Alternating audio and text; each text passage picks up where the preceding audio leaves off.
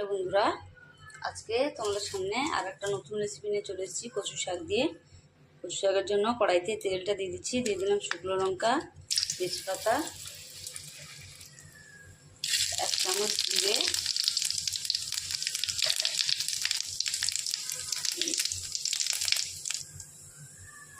শুকনো লঙ্কা এগুলো একটু ভাজা হয়ে গেছে। এরপরে দিয়ে দেবো পেস্ট করে রাখা জিরে,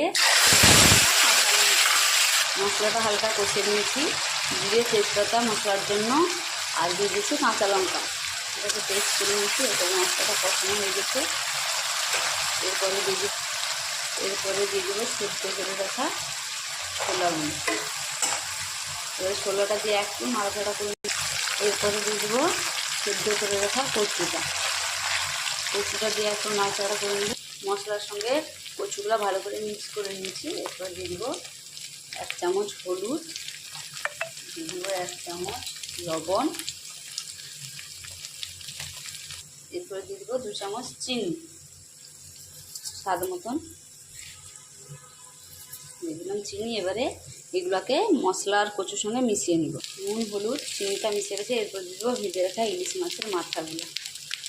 এবারে এগুলোকে তার সঙ্গে মিশিয়ে নিব। মাথাটা মিক্স করে নিয়েছি। এরপরে আঁচটা ভালো করে বাড়িয়ে এটাকে নাড়াচাড়া করতে হবে, রসটা যাতে নিংড়ে যায়।